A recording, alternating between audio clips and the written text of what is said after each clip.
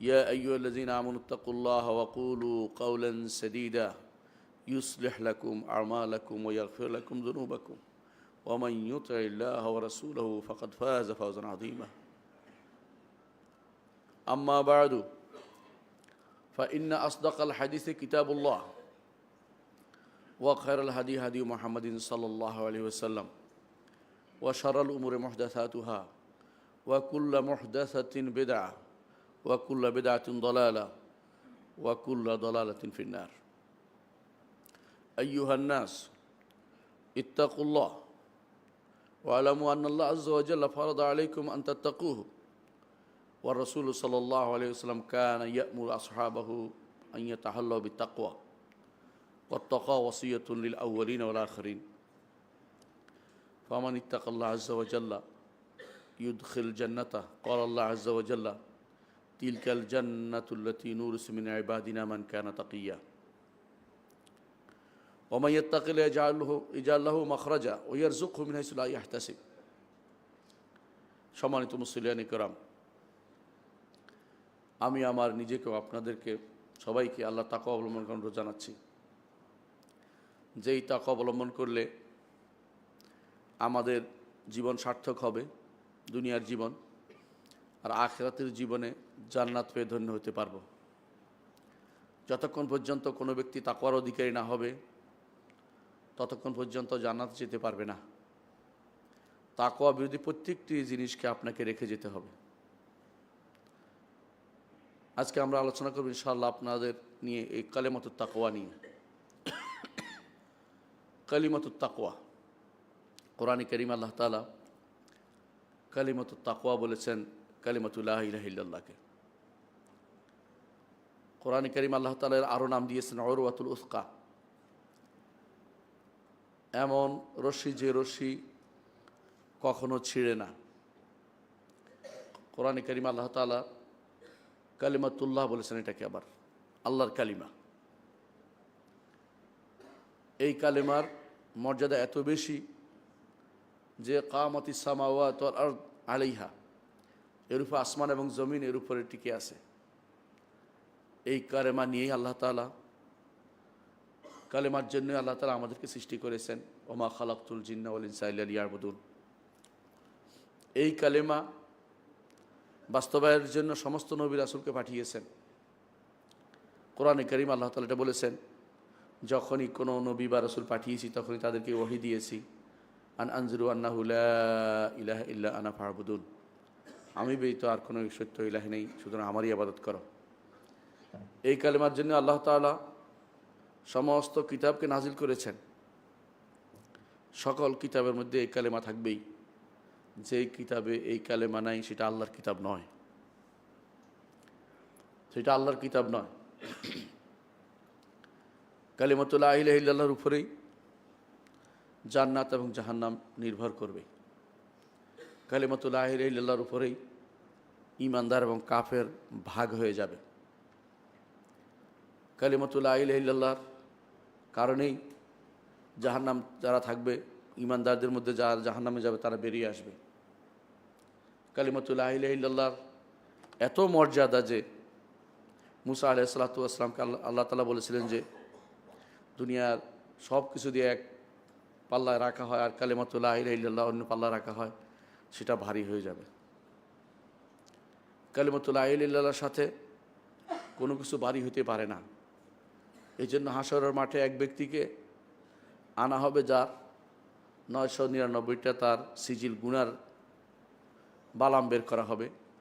তাকে বলা হবে, এর বিপরীতে তোমার কি আর কোনো কিছু আছে? সে বলছে কিছু নাই। আল্লাহ তাআলা বললেন যে বালা, অবশ্যই আছে। ইন্নাকাল ইয়াওমা লান তুযলাম, তোমার উপর আজকে কোনো জুলুম করা হবে না। তারপর তার জন্য একটি বেতাকা আনা হবে, এটা কার্ড আনা হবে, তাতে লেখা আছে লা ইলাহা ইল্লাল্লাহ। সেটা দেয়া হবে এক পাল্লাতে, আর সমস্ত গুনাহগুলি আরেক পাল্লায় দেওয়া হবে। লা ইলাহা ইল্লাল্লাহ ভারী হয়ে যাবে। কিন্তু লা ইলাহা ইল্লাল্লাহ ভারী হওয়ার জন্য কিছু জিনিস তো আপনাকে জানতে হবে। সবাই তো লা ইলাহা ইল্লাল্লাহ বলে, সব লা ইলাহা ইল্লাল্লাহ কি কাজে লাগে? এদেশের মানুষ লা ইলাহা ইল্লাল্লাহ জিকির করে, জিকির করতে করতে কেউ বা আকাশে উঠে যায়, কেউ ছাদে উঠে যায়, কেউ গাছে উঠে যায়, কেউ হুজুর উপর দিয়ে লাফ দেয়, কেউ লাফাইতে থাকে। লা ইলাহা ইল্লাল্লাহর জন্য লাফ দিতে হবে এমন কথা তো কোথাও আসে নাই। সাহাবায়ে কেরাম কোনোদিন কি লা ইলাহা ইল্লাল্লাহ পেয়ে লাফাইছে? লা ইলাহা ইল্লাল্লাহ মানুষকে সভ্য করে, লা ইলাহা ইল্লাল্লাহর মাধ্যমে মানুষ সভ্য হয়, লা ইলাহা ইল্লাল্লাহ বলার কারণে মানুষ বিনয়ী হয়, লা ইলাহা ইল্লাল্লাহ মানুষ কান্না করতে থাকে যে কত বড় ভুল করেছি আমরা। লা ইলাহা ইল্লাল্লাহর মর্যাদা যারা একবার পেয়েছে, বুঝতে পেরেছে, মর্ম বুঝতে পেরেছে, তারা কোনোদিন লা ইলাহা ইল্লাল্লাহ ছাড়েনি। লা ইলাহা ইল্লাল্লাহর মর্ম বোঝার কারণেই বেলাল রাদিয়াল্লাহু আনহুকে মরুভূমির বালুতে টানা হতো, তিনি বলতেন আহাদ আহাদ শুধু বলতেন, আর কিছু বলতে পারতেন না। লা ইলাহা ইল্লাল্লাহর কারণেই আম্মার ইবনে ইয়াসির এবং তার পরিবারকে যে কষ্ট সহ্য করতে হয়েছে, লা ইলাহা ইল্লাল্লাহর কারণেই। লা ইলাহা ইল্লাল্লাহর কারণে হিজরত করতে হয়েছে, লা ইলাহা ইল্লাল্লাহর কারণে হিজরত করেছে হাবশাতে। সালাত ফরজ হয় নাই, যাকাত ফরজ হয় নাই, সাওম ফরজ হয় নাই, রাষ্ট্র প্রতিষ্ঠা তো দূরের কথা, কিছুই হয় নাই। শুধু লা ইলাহা ইল্লাল্লাহর জন্য মুহাম্মদুর রাসূলুল্লাহ সাল্লাল্লাহু আলাইহি ওয়াসাল্লাম রাস্তায় রাস্তায় বের হতেন।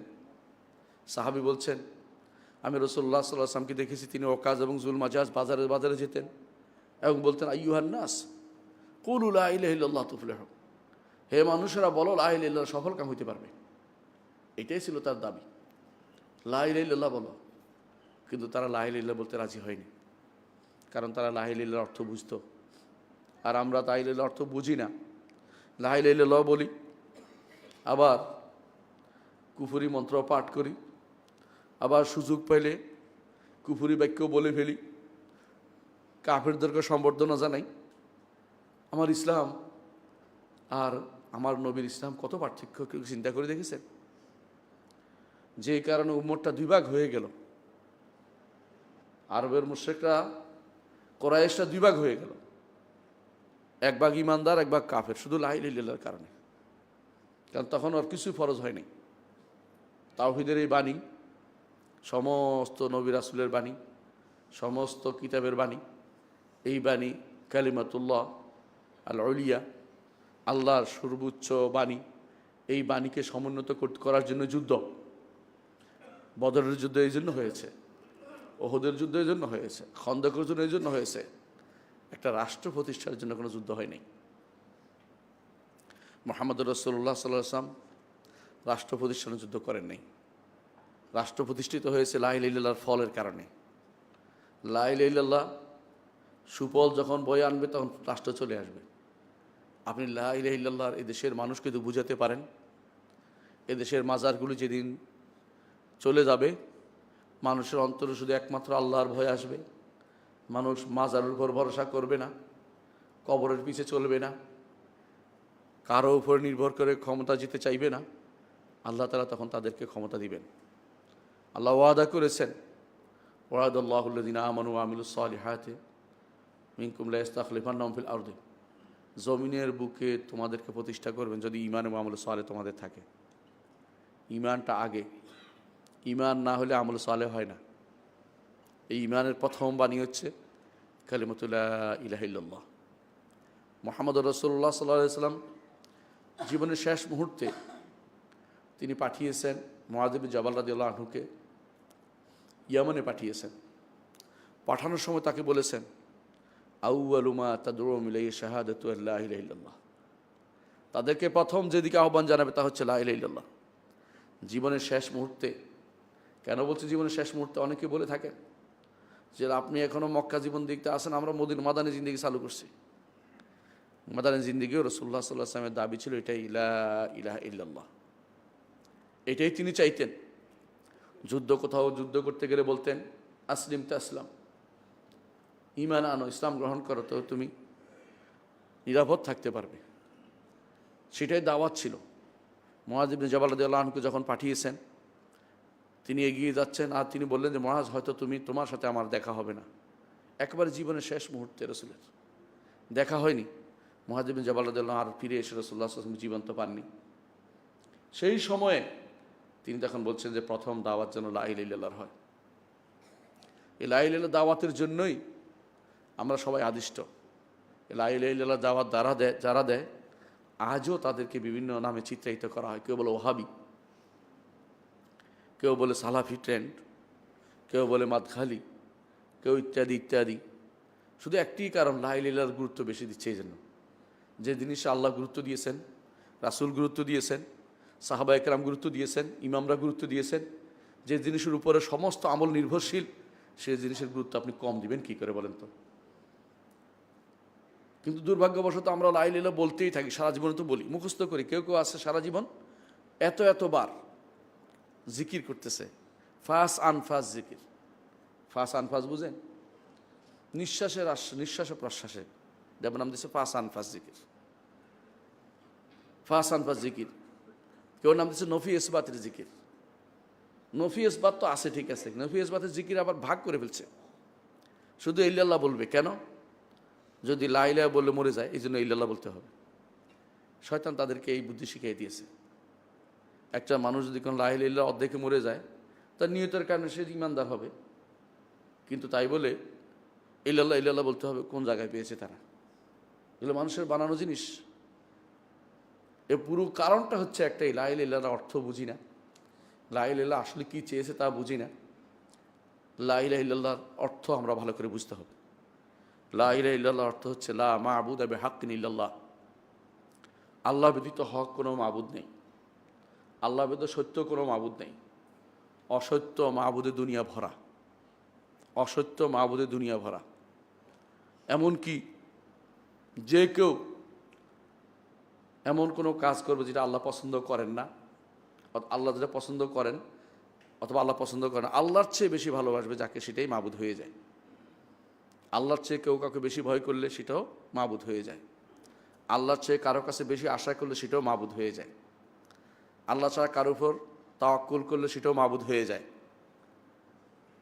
আল্লাহ ছাড়া কারো জিকির বেশি করলে সেটাও মাবুদ হয়ে যায়। মাবুদ কেমনে হয়? ইবাদতের মূল কথাই হচ্ছে এটা, দাসত্ব। আর দাসত্ব হচ্ছে মূল হচ্ছে ভালোবাসা।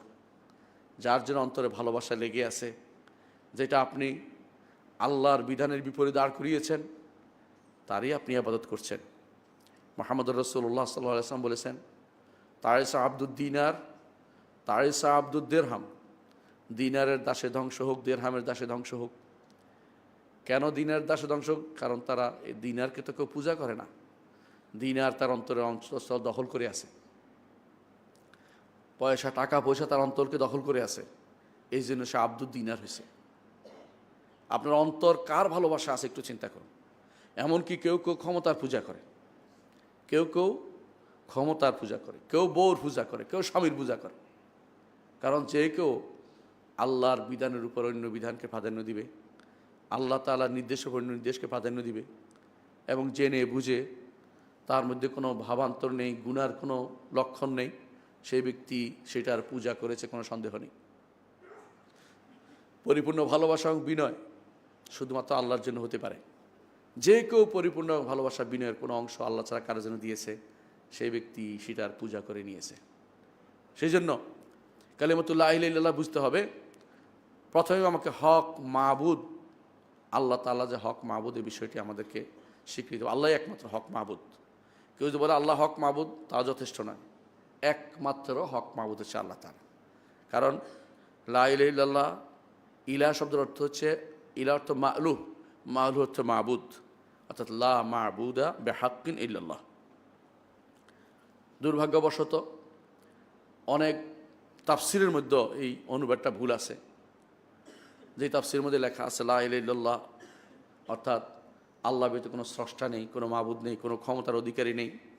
যারা ক্ষমতা দিয়ে শুধুমাত্র এটা ব্যাখ্যা করেছে, ক্ষমতা ছাড়া তাদের আর কোনো, সব কিছুকে ক্ষমতা দিয়ে ব্যাখ্যা করেছে, ক্ষমতা যাওয়ার সোপান হিসেবে ব্যবহার করে থাকে, অপব্যাখ্যা করে কোরআন এবং হাদিসকে নিজেদের স্বার্থে। কোরআন এবং হাদিসে যে তাফসির আছে সেটা না নিয়ে নিজেদের যে কথা নিজেদের মনে আছে সেটা দিয়ে অপব্যাখ্যা করছে অনেকেই। আবার আরেক গোষ্ঠী গেছে, আরেক গোষ্ঠী বলতেছে লা মাওজুদ, লা ইলাহা ইল্লাল্লাহ অর্থ লা মওজুদা ইল্লাল্লাহ, আল্লাহ ব্যতীত আর কোনো ইলাহ উপস্থিত দুনিয়াতে নাই। অর্থাৎ তারা সর্বেশ্বরবাদী একটি গোষ্ঠী আছে, তারা মনে করে যাই ইবাদত করে আল্লাহরই ইবাদত করতেছে, নাউযুবিল্লাহ। আবার অনেকে মনে করে লা মওজুদ, এটা ভুল। কারণ হচ্ছে মওজুদ আল্লাহ ছাড়াও আরও অনেক উপাস্যের উপস্থিতি আমরা দেখতে পাই পৃথিবীর বুকে। ব্যক্তি নিজের প্রবৃত্তিরও ইবাদত করে। কোরআনে কারীম আল্লাহ তাআলা জন্য বলেছেন, আফারাআইতা মান ইত্তাখাযা ইলাহু হাওয়াহু, আপনি কি তাকে দেখেছেন যে ব্যক্তি তার প্রবৃত্তিকে আল্লাহ বানিয়ে ফেলেছে? তাহলে প্রবৃত্তিও আল্লাহ হয়। লূত আলাইহিস সালাতু ওয়াস সালামের কওম যেটা করত, তারা যে সমকামিতে লিপ্ত ছিল, সেটা ছিল এক ধরনের ইবাদত।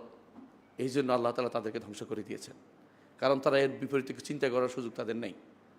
আল্লাহ তাআলা এই জন্য কোরআনে কারীম বলেছেন, লা আমরুকা ইন্নাহুম লাফি সাকরাতিহিম ইয়ারমাহুন, লা আমরুকা ইন্নাহুম লাফি সাকরাতিহিম ইয়ারমাহুন। তারা তাদের মাতলামিতে যেন এমন বেশি মাতাল হয়ে গেছে, আর কোনো চিন্তা করার সুযোগ নেই। তাদেরকে লূত আলাইহিস সালাতু ওয়াস সালাম বলেছিলেন, হাউলাই বানাতি ইন কুনতুম ফাইলিন, কিছু করলে মেয়েরা আছে, মেয়েদেরকে বিয়ে করো। তারা বলেছিল, লাকাদ আলিমতা মা লানা ফি বানাতিকা মিন হক, মেয়েদের ব্যাপারে আমাদের কোনো আগ্রহ নাই, নাউযুবিল্লাহ। এরকম অবস্থা আজ তৈরি হয়ে যাচ্ছে সব জায়গাতেই। আল্লাহর বিধানের বিপরীতে যে বিধানকে আপনি বেশি ভালোবাসবেন, আল্লাহর কথার বিপরীতে অন্য কাউকে প্রাধান্য বেশি দিবেন, ইসলামের নাম দিয়েও যদি করেন, সেটা হবে কুফরি, সেটা হবে শিরক, লা ইলাহা ইল্লাল্লাহর বিপরীত কাজ। সুতরাং লা ইলাহা ইল্লাল্লাহ, আল্লাহ ব্যতীত সত্য কোনো মাবুদ নেই, এটা হচ্ছে এর অনুবাদ। মনে রাখবেন, ইলাহ এবং রব এবং খালেক এগুলি অনেক কিছু পরিভাষা, এগুলির মধ্যে মানুষ অনেকে বুঝে না বলেই জগতের মধ্যে যত সমস্যা তৈরি হয়েছে। আমাদের শেখ আব্দুল্লাহ গুনাইমান হাফিজাহুল্লাহ বলতেন, দুটি কারণ, যদি দুটি জিনিসকে যদি বিশুদ্ধ করতে পারেন, মানুষের আকীদা বিশুদ্ধ হয়ে যাবে। একটা হচ্ছে নবী রাসূলগণকে কী জন্য পাঠানো হয়েছে, কোন তাওহীদের জন্য, কোন অংশের জন্য, তাওহীদের কোন অংশ প্রতিষ্ঠা করার জন্য পাঠানো হয়েছে, এটা যদি তাদের অন্তরে ঢেলে দিতে পারেন, তাহলে তারা বিশুদ্ধ হয়ে যাবে। সেটা কি? লা ইলাহা ইল্লাল্লাহ, উলুহিয়াতকে প্রতিষ্ঠা করার জন্য। রুবুবিয়াত সবাই মানত, উলুহিয়াত তারা মানত না, উলুহিয়াত তারা মানত না। এই জন্য নবী রাসূলদেরকে এই জন্য পাঠানো হয়েছে। এটা একটা প্রথম কারণ। দ্বিতীয় কারণ হচ্ছে মানুষের মধ্যে রব এবং ইলার পার্থক্য বুঝে না। যিনি রব তিনি ইলাহ, এতে কোনো সন্দেহ নেই, কিন্তু যেভাবে তিনি রব হচ্ছেন সেভাবে তিনি ইলাহ নন। রব কী জন্য? কিন্তু দেন, তিনি দান করেন, তিনি ক্ষমতা দেন, তিনি জীবন দেন, তিনি মৃত্যু দেন, তিনি রিজিক দেন, তিনি পরিচালনা করেন, তার কাজ, এটা রব। আর ইলাহ হচ্ছে আমি তার জন্য ইবাদত করি, আমি তার জন্য মানত করি, আমি তার জন্য জবে করি, আমি তার জন্য সিজদা করি, আমি তার জন্য ভালোবাসি, তাকে ভালোবাসি। আপনার পক্ষ থেকে যেটা উপরের দিকে যাবে সেটা হচ্ছে রব, ইলাহ, সেটা হচ্ছে ইলাহ। রব ও ইলার মধ্যে পার্থক্য না করার কারণে তারা আল্লাহকে রব মানলে যথেষ্ট মনে করছে। অনেকে এর উপরে বইও লিখে ফেলতেছে বিশাল বিশাল। তারা মনে করছে আল্লাহকে রব মানলে জান্নাতে যাওয়ার সুযোগ আছে। না, রব এবং ইলার পার্থক্য বুঝে অবশ্যই আপনাকে আল্লাহ তাআলাকে ইলাহ মানতে হবে, রবও মানতে হবে, ইলাহ মানতে হবে। অর্থাৎ আল্লাহকে রব হিসাবে স্বীকৃতি দিতে হবে, আপনার যত কর্মকাণ্ড আল্লাহমুখী হতে হবে, এটা অবশ্যই আমাদেরকে বুঝতে হবে। লা ইলাহা ইল্লাল্লাহর দুটি রোকন আছে, রোকন বুঝেন, দুটি অংশ, একটা হচ্ছে লা ইলাহা, একটা হচ্ছে ইল্লাল্লাহ। এটাকে বলে নফি এবং ইসবাত। নফি বুঝেননি? নফি অর্থ হলো না করা, ইসবাত অর্থ হলো হ্যাঁ করা। এক অংশ সাব্যস্ত করবেন, এক অংশ নফি করবেন, নো করবেন। একটা অংশ আপনি সাব্যস্ত করবেন, একটা অংশকে নো করবেন। কোরআনে কারীমে আল্লাহ তাআলা এটা বারবার বলেছেন, লা ইলাহা ইল্লাল্লাহ বারবার বলেছেন, আবার ভিন্ন শব্দও বলেছেন। আমি কিছু ভিন্ন শব্দ উল্লেখ করছি, তো বুঝতে পারবেন যে এটা কত গুরুত্ব। আল্লাহ তাআলা বলেছেন, ফামান ইয়াকফুর বিত-তাগুত ওয়া ইউমিন বিল্লাহ ফাকাদ ইসতামসাকা বিল উরওয়াতিল উসকা, যে কেউ তাগুতের সাথে কুফরি করবে এবং আল্লাহর উপর ঈমান আনবে, সেই তো শক্ত রশ্মিকে ধারণ করতে পেরেছে। তাগুতের সাথে কুফরি করার অর্থ হচ্ছে লা ইলাহা, ইউমিন বিল্লাহ এটা হচ্ছে ইল্লাল্লাহ, এটা হচ্ছে ইল্লাল্লাহ। সালাফরা এইভাবে ব্যাখ্যা করেছেন, প্রত্যেকটি তাফসীরে ব্যাখ্যা পাবেন আপনি, ইবনে কাসির দেখতে পারেন। কোরআন কারীমে আল্লাহ তাআলা আরও বলেছেন, ওয়াকাদ বাআসনা ফি কুল্লি উম্মাতির রাসূলান, প্রতি উম্মতে আমি রাসূল প্রেরণ করেছি, জাতিতে রাসূল প্রেরণ করেছি। কি নিয়ে? আনিবুদুল্লাহ, একমাত্র আল্লাহর ইবাদত করো, এটা হচ্ছে ইল্লাল্লাহ। ওয়াজতানিবুত তাগুত, লা ইলাহা, তাগুতকে বর্জন করো, এটা হচ্ছে লা ইলাহা। অর্থাৎ তাগুতকে ইবাদত করা যাবে না, তাগুতের কথা শোনা যাবে না। তাগুতকে তাগুত বোঝার জন্য লম্বা কিছু যাওয়া দরকার নেই। আল্লাহ তাআলার খাসাইসুল রুবুবিয়া, রুবুবিয়তের যে বৈশিষ্ট্য, আল্লাহর রুবুবিয়তের যে বৈশিষ্ট্য, অর্থাৎ আল্লাহর জাত এবং আফআল, আল্লাহর সত্তা এবং কর্মর বৈশিষ্ট্য কেউ যদি দাবি করে, কেউ দাবি করলো অথবা কারোর জন্য দাবি করা হলো, অনুরূপে আল্লাহর নাম ও গুণ কেউ দাবি করলো নিজের জন্য অথবা অন্য কারোর জন্য দাবি করলো, অথবা আল্লাহ উলুহিয়ত, আল্লাহর ইবাদতের কোনো অংশ কেউ নিজের জন্য দাবি করলো বা অন্য জন্য দাবি করলো, সে ব্যক্তি তাগুত। সহজে বুঝে নেবেন, আল্লাহ তাআলার রুবুবিয়তের বৈশিষ্ট্য অথবা আসমা সিফাতের বৈশিষ্ট্য অথবা উলুহিয়তের বৈশিষ্ট্য কেউ দাবি করলে সে ব্যক্তি তাগুত। সে নিজের জন্য হোক বা অন্যের জন্য হোক, অন্যকে সে তাগুত বানিয়েছে। সুতরাং লা ইলাহা ইল্লাল্লাহর অর্থই হচ্ছে একমাত্র আল্লাহর ইবাদত করতে হবে, একমাত্র আল্লাহর নাম ও গুণের স্বীকৃতি দিতে হবে, একমাত্র আল্লাহ তাআলার তাকে রব মানতে হবে। এর বিপরীত যেটা আছে সেটা লা ইলাহা ইল্লাল্লাহর বিপরীত, সেটা আমাদেরকে অবশ্যই জানতে হবে। কোরআনে কারীম আল্লাহ তাআলা আমাদেরকে জানিয়েছেন, প্রত্যেক নবী এসে বলতেন ইয়া কওমি ইবুদুল্লাহ, ইয়া কওমি ইবুদুল্লাহ মা লাকুম মিন ইলাহিন গায়রু, ইয়া কওমি ইবুদুল্লাহ, এটা হচ্ছে ইল্লাল্লাহ, মা লাকুম মিন ইলাহিন গায়রু, তোমাদের আর কোনো ইলাহ নেই, এটা হচ্ছে লা ইলাহা। কোরআনে কারীমে আল্লাহ তাআলা আরও বলেছেন যালিকা বিআন্নাল্লাহু আল হক ওয়া আন্না মা ইয়াদউনা মিন দুনিহিল বাতিল ওয়া আন্নাল্লাহুল আলিয়্যুল কাবীর। এটা এই জন্য যে আল্লাহ তাআলা তিনি হক, তিনি হক, এটা হচ্ছে ইল্লাল্লাহ। ওয়া আন্না মা ইয়াদউনা মিন দুনিহিল বাতিল, সেটা হচ্ছে লা ইলাহা। ওয়া আন্নাল্লাহুল আলিয়্যুল কাবীর, তিনি হচ্ছেন সর্বোচ্চ সত্তা, তিনি হচ্ছেন বড় সত্তা। কেমন বড় সত্তা আপনারা জানেন, সমস্ত সৃষ্টি তার কাছে খুবই ক্ষুদ্র, ক্ষুদ্র সমস্ত সৃষ্টিকে তিনি হাতের মুষ্টির ভিতরে রাখবেন হাসরের দিন। এত বড় তিনি, কবির ও আজিম তিনি, সর্বদিক থেকে তার আজমত এবং কিবরিয়া, ওয়ালাহুল কিবরিয়া ফিস সামাওয়াতি ওয়াল আরদ, আসমান জমিনে তার বড়ত্ব সবাই স্বীকার করে। এই জন্য আল্লাহু আকবার বলি আমরা, আল্লাহু আকবার বারবার বলি, আল্লাহু আকবার কবিরা বারবার আমরা বলি, কারণ তিনি বড়। এই বড়ত্বর কালেমা হচ্ছে লা ইলাহা ইল্লাল্লাহ। বড়ত্ব প্রকাশ করবে লা ইলাহা, তিনি ব্যতীত যা আছে সব বাতিল, ইল্লাল্লাহ সেটা হচ্ছে যালিকা বিআন্নাল্লাহু আল হক, হক কালেমা। এই জন্য কালেমাতুল হক বলা হয়, লা ইলাহা ইল্লাল্লাহকে কালেমাতুল হক বলা হয়। আমর ইবনে আবাসা রাদিয়াল্লাহু আনহু বলেন, রাসূলুল্লাহ সাল্লাল্লাহু আলাইহি ওয়াসাল্লাম বলেছেন আরসালানি বিসিলাতিল আরহাম, আমাকে আল্লাহ তাআলা পাঠিয়েছেন আত্মীয়তার সম্পর্ক বজায় রাখতে, ওয়া কাসরিল আওসান, মূর্তিগুলোকে ভাঙতে পাহারা দিতে নয়, ওয়া ইউহিদাল্লাহ, এবং যেন আল্লাহর তাওহীদকে বাস্তবায়ন করি, লা ইউশরিকু বিহি শাইআন, তার সাথে কোনো শরীক না করি। সহিহ মুসলিম হাদিসটি বর্ণিত হয়েছে। রাসূলুল্লাহ সাল্লাল্লাহু আলাইহি ওয়াসাল্লাম কী জন্য প্রেরিত হয়েছেন সেটা বলা হয়েছে। রাসূলুল্লাহ সাল্লাল্লাহু আলাইহি ওয়াসাল্লামকে আল্লাহ কী জন্য পাঠিয়েছেন, একবারও তিনি বলেন নাই যে কোনো মূল্যে ক্ষমতা দখল করতে হবে, কথা তিনি বলেন নাই। জিনিসটা বারবার বোঝা দরকার আমাদের, বারবার এটা বোঝা দরকার। রাসূল সাল্লাল্লাহু আলাইহি ওয়াসাল্লাম যা চেয়েছেন, যতটুকু তার সামর্থ্য ততটুকু তিনি করেছেন। এর বাইরে প্রত্যেক নবী এই কলেমার দাওয়াত দিয়েছেন, কিন্তু কোনো নবী রাষ্ট্র প্রতিষ্ঠা করতে পারেন নাই। মুহাম্মদুর রাসূলুল্লাহ সাল্লাল্লাহু আলাইহি ওয়াসাল্লাম করেছেন, সর্বশেষ নবী, কারণ এটার ফল হিসেবে তিনি পেয়েছেন, লা ইলাহা ইল্লাল্লাহর প্রতিষ্ঠার ফল হিসেবে তিনি রাষ্ট্র পেয়েছেন। এটাই হচ্ছে নিয়ম। অন্য নবীরা লা ইলাহার দাওয়াত দিয়ে সারা জীবন শেষ করেছেন, তাদেরকে জিজ্ঞাসা করা হবে না কেন আপনি রাষ্ট্র প্রতিষ্ঠা করলেন না। কিন্তু যদি কোনো তারা লা ইলাহা ইল্লাল্লাহর ব্যাপারে সামান্যতম ত্রুটি করতেন, তাহলে অবশ্যই আল্লাহ তাআলা জিজ্ঞাসা করতেন।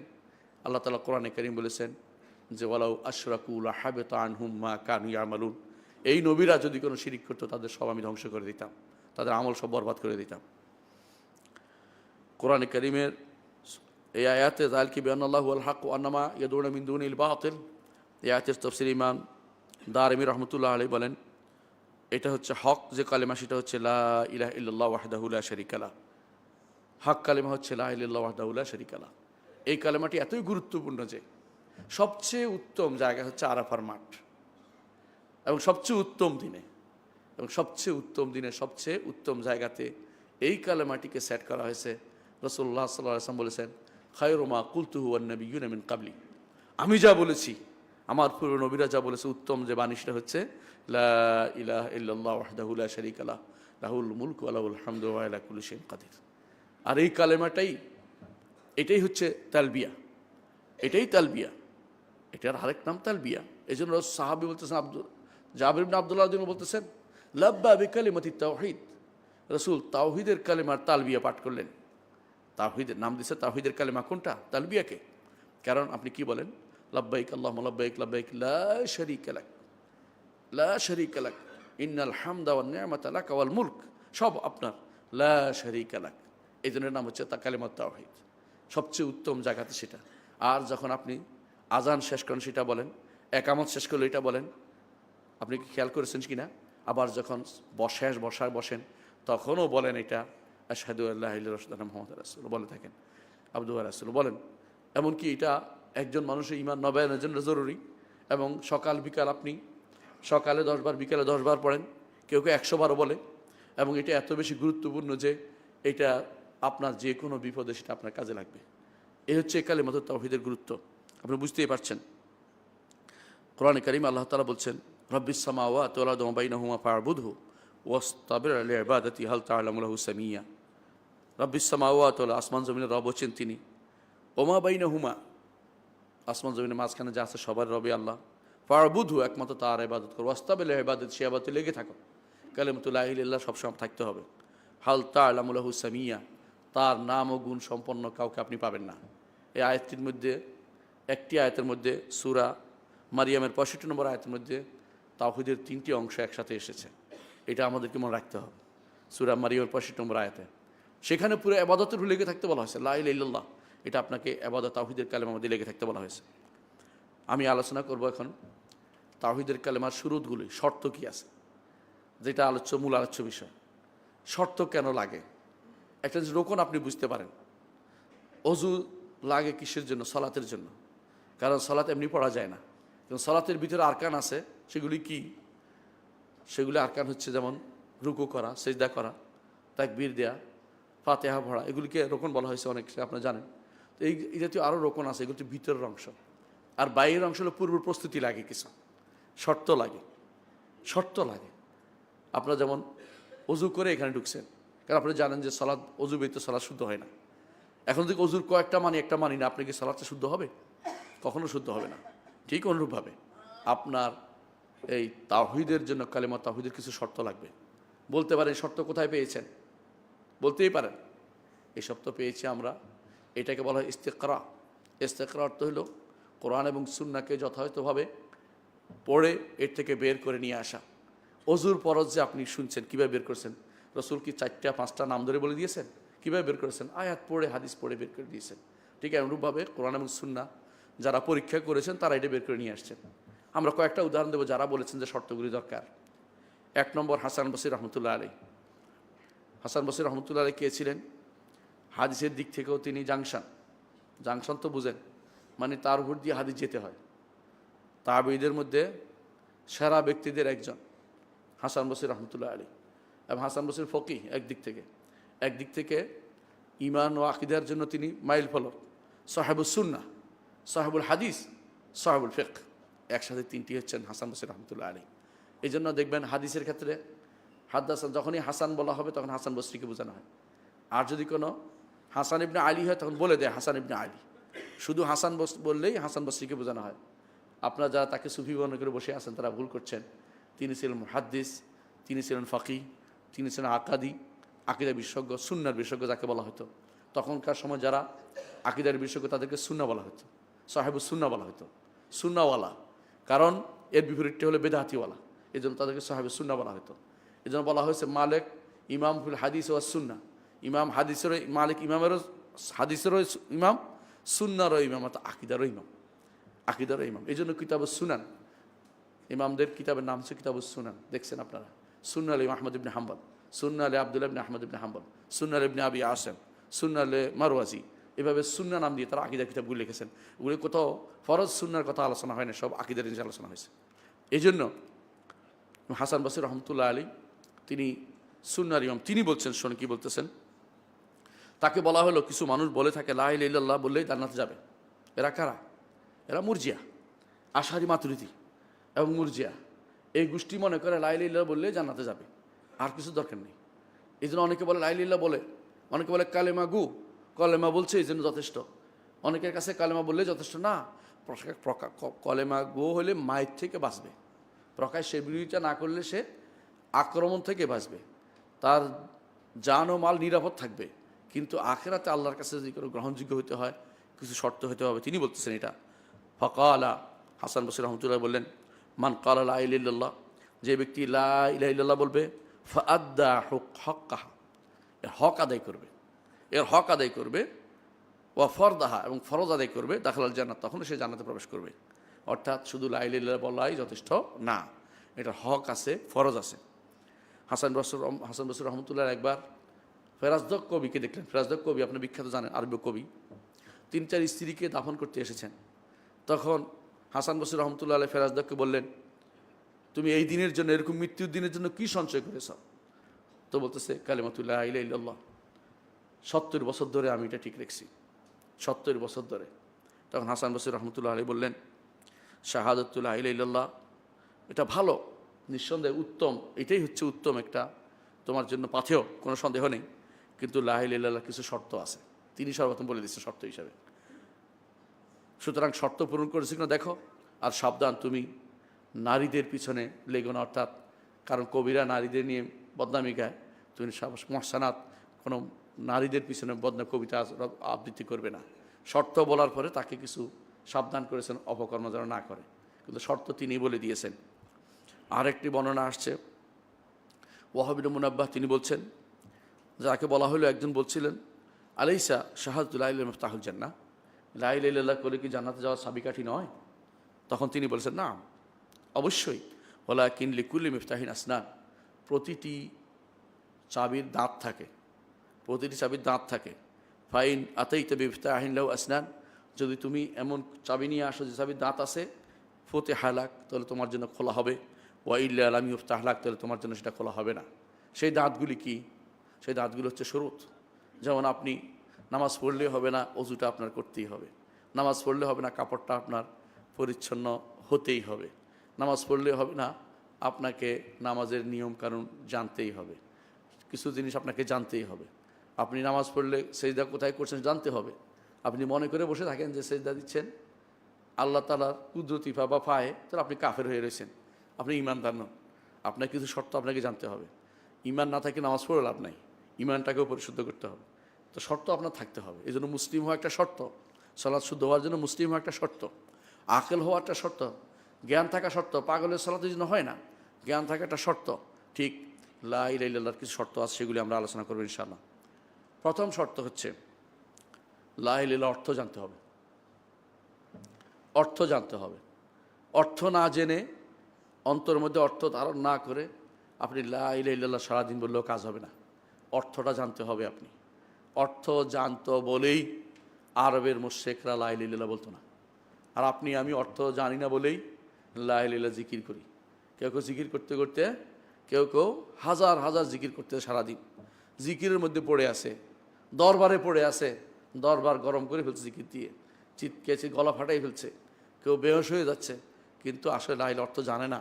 এই জন্য তারা বুঝে না যে দরবারে যাওয়াটাও লা ইলাহা ইল্লাল্লাহর বিরোধী। আমার তো দরকার হচ্ছে আল্লাহমুখী হওয়া, দরবারমুখী হওয়া তো লা ইলাহা ইল্লাল্লাহর পক্ষপাতী না। আপনাকে হয় আলেমের কাছে যেতে হবে, মতো আলেম হবেন, না তো মতো আলেম হবেন। তো দুনিয়া মালউন, দুনিয়া অভিশপ্ত। হয় আলেম না মতো আলেম, দুইটা একটা হতে হবে। আপনাকে হয় আলেম হবেন না ছাত্র হবেন। এর বাইরে কোথাও যেতে আল্লাহ এবং রাসূল আমাদেরকে নির্দেশ দেন নাই। তো আপনি কেন ওই দরবারে যাচ্ছেন? আপনার মনের ভিতরে কেন হুজুরকে আটকাই দিচ্ছেন? কেন আপনার পীর সাহেব আপনার মনের ভিতরে ঢুকে বসে আছে? আপনি তো আল্লাহর জায়গাতে অন্য কাউকে স্থান করে দিচ্ছেন। কীভাবে করতে পারেন সেটা? আপনি লা ইলাহা অর্থ বুঝেননি। লা ইলাহা অর্থ বুঝতে হবে। দলিল আল্লাহ তাআলা বলছেন, ফা'লাম আন্নাহু লা ইলাহা ইল্লাল্লাহ, জেনে নাও আল্লাহ ব্যতীত সত্য কোনো ইলাহ নেই। সূরা মুহাম্মদের 19 নম্বর আয়াতে আল্লাহ এটা বলছেন। সূরা যুখরুফের 86 নম্বর আয়াতে আল্লাহ তাআলা বলছেন, ওয়ালা ইয়ামলিকু আল্লাযীনা ইয়াদউনা মিন দুনিল্লাহি শাফাআতা ইল্লা মান শাহিদা বিল হাক্কি ওয়া হুম ইয়ালামুন। যারা আল্লাহ ব্যতীত অন্য কাউকে ডাকে কি জন্য? সুপারিশ করবে। সুপারিশ করার জন্যই তো হুজুরের দরবারে যায়, যে হুজুর সুপারিশ করে দিবে। কোথায়? কবরে। কেউ তো মনে করে কবরে হুজুরে হাজির হয়ে যাইব, হুজুরে হাজির হইয়া উত্তর দিয়ে দিব, এই আশায় বসে আছে, নাউজুবিল্লাহ। কেউ মনে করে শিখিয়ে দেয়, তাকে বুদ্ধি শিখিয়ে দেয়। কি বুদ্ধি শিখিয়ে দেয়? আল্লাহ আল্লাহ বলতে থাকবি, জিকির করতে থাকবি, যেন প্রশ্ন উত্তর দিতে না হয়। এই জাতীয় দুর্ভাগ্য এদের। এরা আবার ওয়াজ করে জায়গায় জায়গায়, এদের ওয়াজ নাকি মানুষ বেহোশ হয়ে যায়, এদের ওয়াজ বেহোশ হয়ে যায়। এই জাতীয় ওয়াজও আপনি পাবেন। কিন্তু তারা অর্থটা বুঝে নাই।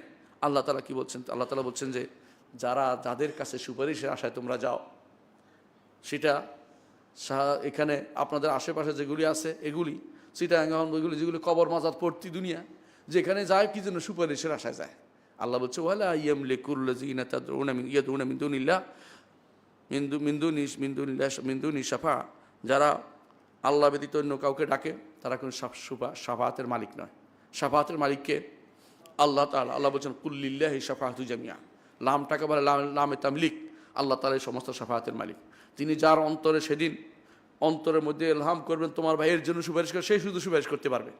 সেদিন কারো জাহাজ হাসর মাঠে আসবে না, কোনো পীরও আসবে না, লম্বা কোনো পাগড়ি নিয়েও আসবে না যে আপনাকে জান্নাতে পৌঁছায় দিবে তার পাগড়ি ধরার কারণে, অথবা জাহাজে উঠে গেলে আপনাকে পৌঁছাবে এই যে তুই মিথ্যাচার যেন আমরা না করি। এগুলি হচ্ছে বসে বসে এদেশের মানুষকে বিভ্রান্ত করা হচ্ছে। এই দেশের মানুষকে বিভ্রান্ত করা হয় কেন? একটাই কারণ, তারা লা ইলাহা ইল্লাল্লাহর অর্থ বুঝে না। যদি বুঝতো তো এদের এই ভণ্ডামি তারা ধরে ফেলতে পারতো। এরা ভণ্ডামি করে, এরা সব ভণ্ড। লা ইলাহার অর্থ সম্পর্কে তারা সঠিক তথ্য মানুষকে দেয় না। ইলাহ শব্দের অর্থ তাদের মানুষকে বুঝায় না। এই জন্য আল্লাহ তাআলা বলছেন এদের কোনো মালিক হবে না, তবে মান শাহিদা বিল হক, লা ইলাহা ইল্লাল্লাহর সাক্ষ্য অর্থ বুঝে যে ব্যক্তি দিবে, অর্থটা বুঝে দিবে, সে ব্যক্তি অবশ্যই সুপারিশ পাবে। কার সুপারিশ পাবে? সে ব্যক্তি মুহাম্মদুর রাসূলুল্লাহ সাল্লাল্লাহু আলাইহি ওয়াসাল্লাম সুপারিশ পাবে, ঈমানদারদের সুপারিশ পাবে। যদি কারো সুপারিশ না পায়, আল্লাহ তাআলা অন্তত তাকে বের করে নিয়ে আসবেন। তার এক কোষ দিয়ে, দুই হাতের এক কোষ দিয়ে তিনি নিয়ে আসবেন জাহান্নাম থেকে কিছু লোককে বের করে নিয়ে আসবেন যাদের লা ইলাহা ইল্লাল্লাহ ছিল, ঈমান তিনি জানেন তারা ঈমানদার ছিল, কিন্তু লা ইলাহা না থাকলে কেউ বের হইতে পারবে না। এই জন্য আল্লাহ তাআলা বলছেন সেদিন কোনো সুপারিশ হবে না লা ইলাহা না থাকলে। তৃতীয় আরেকটি দলিল দিচ্ছি যে ইলম লাগবে। ওসমান ইবনে আফফান রাদিয়াল্লাহু আনহু বলেছেন, সহিহ মুসলিম হাদিসটি এসেছে, মান মাতা হুয়া ইয়ালামু আন্নাহু লা ইলাহা ইল্লাল্লাহ দাখালাল জান্নাহ, যে কেউ মারা যাবে এ অবস্থা সে জানে, কি জানে? লা ইলাহা ইল্লাল্লাহ, আল্লাহ ব্যতীত সত্য করে। এই জানা অর্থ কি? অন্তরে ধারণ করেছে। ইলম, কলব, নফস, অন্তরের ভিতরে ধারণ করে মারা যাচ্ছে যে আল্লাহ ব্যতীত কেউ উদ্ধারকারী নেই, আল্লাহ ব্যতীত কেউ আমাকে বাঁচাতে পারবে না, আল্লাহ ব্যতীত কারো আমি ইবাদত করব না, তিনি আমার ইবাদত পাবেন। এই কথা যে ব্যক্তি অন্তরে নিয়ে মারা গেছে সে ব্যক্তি জান্নাতে প্রবেশ করবে। এটা হচ্ছে এক নম্বর শর্ত, সেটা হচ্ছে ইলম। অবশ্যই জানতে হবে। অজ্ঞতার মধ্যে সারাদিন লা ইলাহা লাভ হবে না। এই জন্য লা ইলাহা যারা পড়ে তাদেরকে একটু শিখিয়ে দেবেন, ভাই লা ইলাহা তো আপনি সারাদিন করতেছেন, লা ইলাহা অর্থটা বুঝে নেন, অর্থটা বুঝে নেন। লা ইলাহা অর্থটা মানুষকে বুঝাতে হবে। দ্বিতীয় যে শর্ত তা হচ্ছে ইয়াকিন আল মুনাফি লিশাক, এমন দৃঢ় বিশ্বাস থাকতে হবে যে সন্দেহ বিরোধী, সন্দেহ থাকতে পারবে না। এখানে দৃঢ় বিশ্বাস থাকতে হবে। সন্দেহ কি? আল্লাহ ব্যতীত কোনো মাবুদ নাই, মনের ভিতরে আপনার আছে, সবই বুঝলাম, হক কোনো মাবুদ নাই বুঝে গেলেন, কিন্তু আপনার মনে মনে আছে যে অলি আল্লাহদেরও তো কিছু না কিছু হাত আছে, অলি আল্লাহ তো একেবারেই তো ফেলনা নয়, এদেশে ইসলাম নিয়ে আসছে অলি আল্লাহরা, তাদের দেখে আমাদের বাপদাদা ইসলাম গ্রহণ করছে, এই জাতীয় কথা বলে তাদের প্রতি একটু খেয়াল রাখার চিন্তা ভাবনা করছেন যে তাদেরও কিছু কিছু একটু আছে, তাদের জন্য আমরা কিছু কিছু তাদের উপরে একটু ভরসা করে দেই, হ্যাঁ, তাদেরকে একটু ভয় করি, তাদের কাছে একটু আশা করি, তাদেরকে একটু ভালোবাসি, কার থেকে যে আল্লাহর জন্য যে ভালোবাসা এটা অংশ তাদেরকেও দিয়ে দেই। এই তো অবস্থা, এটা নাম হচ্ছে শিরক। এইটা যদি থাকে তাহলে আপনি ইমানদার হতে পারেন নাই। দৃঢ় চিত্ত থাকতে হবে লা ইলাহা ইল্লাল্লাহর উপরে, যেভাবে পূর্বতন ইমানদাররা ছিলেন, যেভাবে রাসূলুল্লাহ সাল্লাল্লাহু আলাইহি ওয়াসাল্লামের যুগে সাহাবায়ে কেরাম ছিলেন, সেই পর্বত সময় ইমানদার, পর্বত সময় সুদৃঢ় লা ইলাহা ইল্লাল্লাহর অধিকারী হতে হবে। দলিল আল্লাহ তাআলা কোরআনে কারীম বলছেন সূরা বাকারার 4 নম্বর আয়াতে, কোরআনে কারীম আল্লাহ তাআলা বলছেন ওয়াবিল আখিরাতি হুম ইউকিনুন ওয়াল্লাযীনা ইউমিনুনা বিমা উনজিলা ইলাইকা ওয়া উনজিলা মিন ক্বাবলিক ওয়াল্লাযীনা ইউমিনুনা বিমা উনজিলা ইলাইকা ওয়া উনজিলা মিন ক্বাবলিক। তারপর শেষে বলছেন ওয়াবিল আখিরাতি হুম ইউকিনুন, এবং যারা আখিরাতে উপরে দৃঢ় বিশ্বাসী। ইয়াকিনটা থাকতে হবে আপনাকে, ইয়াকিন না থাকলে আপনার ইমানদার, আপনি ইমানদার বিবেচিত হবেন না। সুদৃঢ়ভাবে একমাত্র আল্লাহই আমার মাবুদ, এখানে কোনো সন্দেহ করার কোনো কিছু নেই, একমাত্র তারই আমি ইবাদত করবো, এটা সন্দেহ করার কিছু নেই। সূরা হুজুরাতের 15 নম্বর আয়াতে আল্লাহ তাআলা বলছেন ইন্নামাল মুমিনুনা আল্লাযীনা আমানু বিল্লাহি ওয়া রাসূলি, ঈমানদার তারাই যারা আল্লাহ এবং তার রাসূলের ঈমান আনে, সুম্মা লাম ইয়ারতাবু, তাহলে সেখানে সন্দেহ করে নাই। আল্লাহ তো সূরা হুজুরাতের 15 নম্বর আয়াতে বলেছেন, অর্থাৎ সন্দেহ থাকলে ঈমানদার হবে না। সহিহ মুসলিম আরেকটি হাদিস আমি বলবো যেখানে স্পষ্ট আপনি বুঝতে পারবেন যে কেন আপনাকে সন্দেহমুক্ত ঈমান, সুদৃঢ় ঈমান রাখতে হবে। আবু হুরায়রা রাদিয়াল্লাহু আনহু বলেন রাসূলুল্লাহ সাল্লাল্লাহু আলাইহি ওয়াসাল্লাম বলেছেন আশহাদু আল্লা ইলাহা ইল্লাল্লাহ, রাসূল নিজে বলছেন আশহাদু আল্লা ইলাহা ইল্লাল্লাহ, আমি সাক্ষ্য দিচ্ছি আল্লাহ ব্যতীত আর কোনো সত্য ইলাহ নেই, ওয়া আন্নী রাসূলুল্লাহ, আমি আল্লাহর রাসূল, আল্লাহর রাসূল। লা ইয়ালকাল্লাহু বিহিমা আব্দুন, কোনো বান্দা যদি এই দুইটা নিয়ে আল্লাহর সাথে সাক্ষাৎ করে, গায়রা শাক্কিন বিহিমা, এর মধ্যে কোনো সন্দেহ থাকতে পারবে না। এই অবস্থায় যদি সাক্ষাৎ করে ইল্লা দাখালা জান্নাতে প্রবেশ করবে। তো জান্নাতে প্রবেশের জন্য সন্দেহমুক্ত এবং সুদৃঢ় লা ইলাহা ইল্লাল্লাহ আপনার থাকতে হবে। অনুরূপ আরেকটি হাদিস আছে, রাসূলুল্লাহ সাল্লাল্লাহু আলাইহি ওয়াসাল্লাম, সেই হাদিসটা আপনারা জানেন, সহিহ মুসলিমে আসছে। একদিন রাসূলুল্লাহ সাল্লাল্লাহু আলাইহি ওয়াসাল্লাম খুঁজে পাচ্ছেন আবু হুরায়রা রাদিয়াল্লাহু আনহু, খুঁজতে খুঁজতে যায় দেখে তিনি একটা বাগানের ভিতরে, তিনি সেখানে ঢুকলেন বললেন যে ইয়া রাসূলুল্লাহ, আপনাকে খুঁজছি অমুক জায়গায়। রাসূলুল্লাহ সাল্লাল্লাহু আলাইহি ওয়াসাল্লাম তখন বললেন যে তুমি যাও, জুতা নিয়ে যাও, বলে দাও মানুষদেরকে যে ব্যক্তি এই দেয়াল তাকে বলো, যে ব্যক্তি সাক্ষ্য দিবে লা ইলাহা ইল্লাল্লাহ, সাক্ষ্য দিয়ে মুস্তাইকিনাম বিহা কালবু, ইয়াকিনের সাথে, সুদৃঢ়তার সাথে, শব্দ এটাই এখানে হাদিসে এসেছে। ফাবাশশিরু বিল জান্নাতি, জান্নাতের সুসংবাদ দাও। এত ইয়াকিন লাগবেই, সুদৃঢ়তা লাগবেই। আবু হুরায়রা রাদিয়াল্লাহু আনহু সেটা নিয়ে যখন আসছেন, তখন সামনে পেলেন ওমর রাদিয়াল্লাহু আনহু, তাকে ধাক্কা দিয়ে ফেলে এটা বলতে যাইও না, মানুষ তো এটার উপর নির্ভর করে থাকবে, এটার উপর নির্ভর করে থাকবে। কিন্তু এইটাই তো বিশাল ব্যাপার, এতটুকুই তো মানুষের মধ্যে আজ নাই। ইয়াকিন তাদের চলে যায় কখন? কোনো লোভ পাইলে, দুনিয়ার লোভ, ক্ষমতার লোভ, ইয়াকিন তখন উবে চলে যায়। ভালো করে দেখেন লা ইলাহা ইল্লাল্লাহ চলে যাচ্ছে কিভাবে লা ইলাহা ইল্লাল্লাহ চলে যাচ্ছে কিভাবে। আজ দুনিয়ার যে সমস্ত মতবাদগুলি বেরিয়ে গেছে, মতবাদগুলিকে এনে ইসলামের সামনে দাঁড় করানো হচ্ছে, কখনো কখনো ইসলামের সাথে একসাথ করে দেওয়া হচ্ছে। মতবাদগুলি সবই তো ইসলাম বিরোধী। ইসলাম বিরোধী না হলে তো মতবাদ হইতো না। আর মতবাদ বুঝছেন, মতবাদ কোনোদিন ইসলাম বিরোধী, ইসলামের পক্ষে হইতে পারে না। মতবাদ তৈরি করা মানেই হচ্ছে আপনি একটা ইসলাম বিরোধী কাজ করেছেন, কিন্তু ইসলামে থাকতে পারে না। আপনি এগুলির আশায় ইসলামের যে কোনো জিনিসকে যেভাবে আপনি জলাঞ্জলি দিচ্ছেন, আল্লাহ তাআলা ছাড়া আর কারোর কাছে আমাদের অভিযোগ দেওয়ার জায়গা নেই। আল্লাহর কাছে শুধু অভিযোগ দিয়ে রাখলাম যে তিনি জানেন যে আমরা কতটুকু আজ এই ময়দানে, কতটুকু আজ ঈমান হারা হয়ে বসে আছি। অনেকেই শুধু লা ইলাহা ইল্লাল্লাহ, শুধুও ঈমান নাই তাদের মধ্যে ইয়াকিন নাই, এটা আপনি দেখতে পাচ্ছেন। তৃতীয় যে শর্ত, তা হচ্ছে গ্রহণ করে নিতে হবে। লা ইলাহা ইল্লাল্লাহকে আপনার অন্তর দিয়ে গ্রহণ করে নিতে হবে। অন্তরে এবং মুখে বলতে হবে, দুইটা জিনিস লাগবে। লা ইলাহা অন্তরে ধারণ করছেন, মুখে বলতে হবে, দুটো একসাথে লাগবে। একটা হলে আরেকটা হলে হবে না। অর্থাৎ মুখে বলছেন, অন্তরে নাই, তাহলে মুনাফিক। অন্তরে আছে, মুখের নাই, ইমানদার হইতে পারেন নাই। অন্তরে থাকলেও হবে না, দুটো একসাথে লাগবে। লা ইলাহা ইল্লাল্লাহ আপনার লাগবেই। কোরআনে কারীম আল্লাহ তাআলা এর সম্পর্কে আমাদেরকে জানিয়েছেন যে আল্লাযিনা আতাইনাহুমুল কিতাবা ইয়ারিফুনাহু কামা ইয়ারিফুনা আবনাআহুম ওয়া ইন্না ফারিকাম মিনহুম লা ইয়াকতুমুল হাক্কা ওয়া হুম ইয়ালামুন। সূরা বাকারা 146 নম্বর আয়াতে আল্লাহ তাআলা বলছেন, নিশ্চয় আমরা যাদেরকে কিতাব দিয়েছি তারা মুহাম্মদুর রাসূলুল্লাহ সাল্লাল্লাহু আলাইহি ওয়াসাল্লামকে চিনে, যেমনিভাবে তাদের সন্তানদেরকে চিনে। তাদের অনেকেই হককে গোপন করে জেনে বুঝে, এরা ইমানদার হয়নি। জানতো মুহাম্মদুর রাসূলুল্লাহ সাল্লাল্লাহু আলাইহি ওয়াসাল্লাম হক, কিন্তু গ্রহণ করে নেয়নি, মুখেও বলেনি, অন্তরও স্থাপন করে নেয়নি, অন্তরেরটা মুখে প্রকাশ করেনি। আল্লাহ তাআলা তাদেরকে ইমানদার বলেনি। সুতরাং অন্তরে থাকলে ইমানদার হয় না।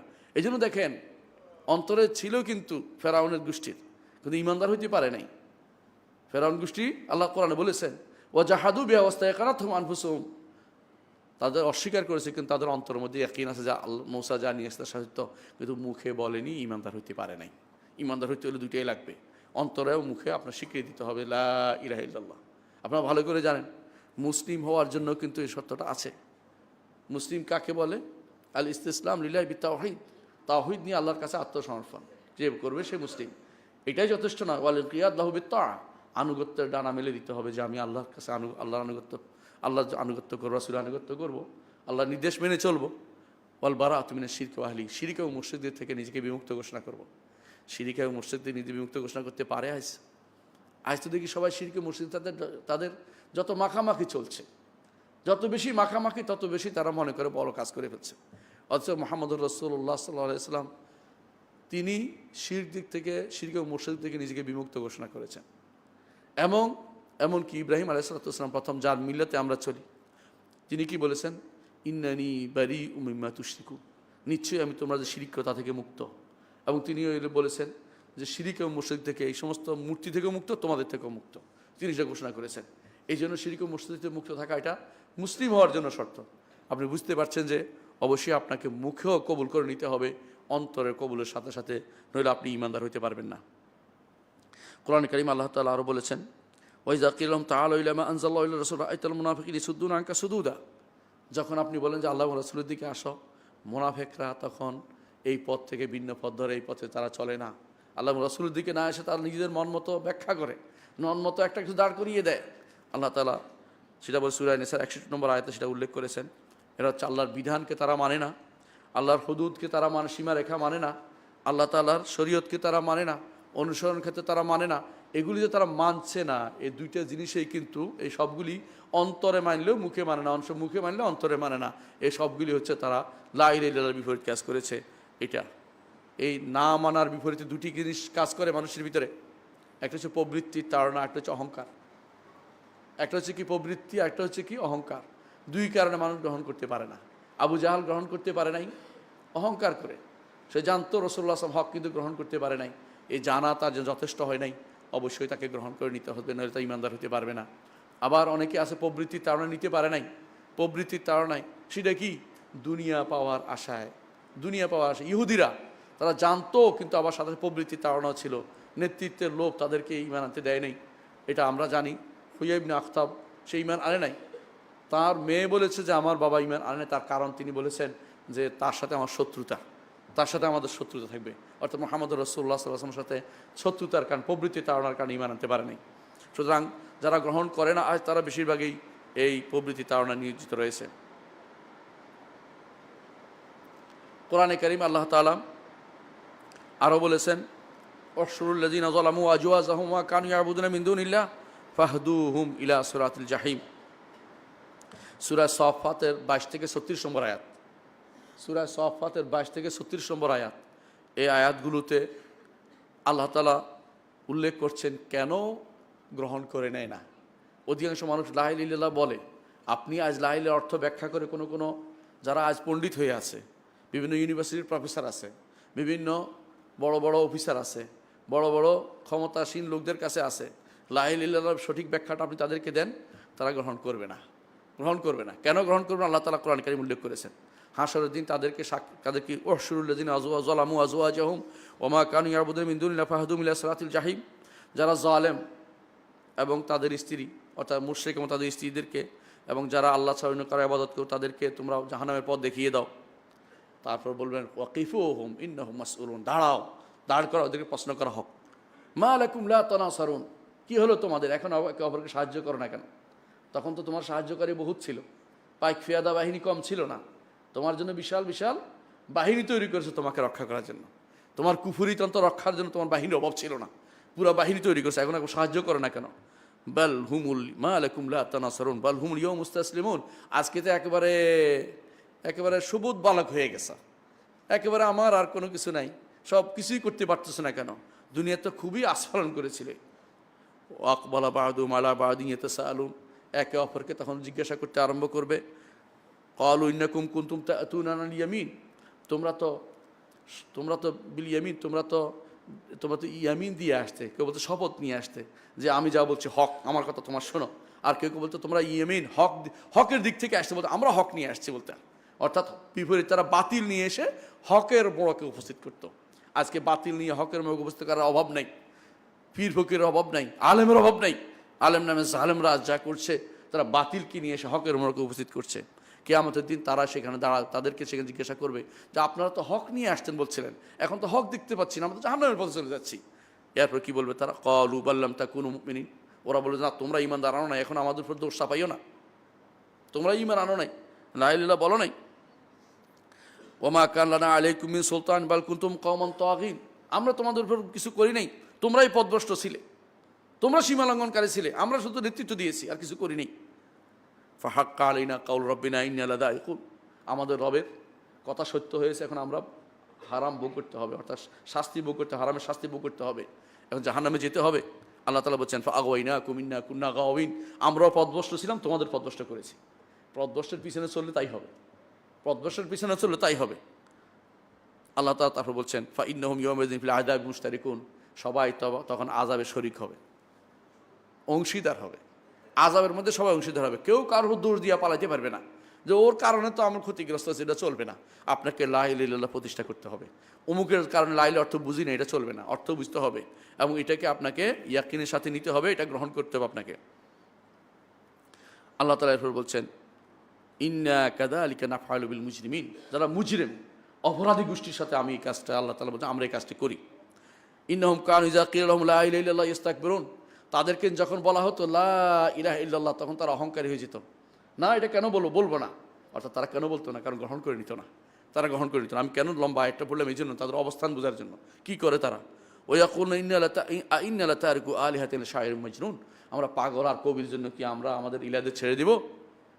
আজ যারা ইলাহ বানিয়ে নিয়েছে, গণতন্ত্র একটা ইলাহ এবং এই সমাজতন্ত্র একটা ইলাহ বানাইছে, অনুরূপভাবে তথাকথিত এই যে সেকুলারিজম আরেকটা ইলাহ, অনুরূপভাবে জাতীয়তাবাদ আরেক ইলাহ, এগুলিকে তারা কি ছাড়বো? আমাদের হুজুরের কথা শুনে, ইসলামের কথা শুনলে কি আমার চলে নাকি? এই জাতীয় কথাটা বসে আছে।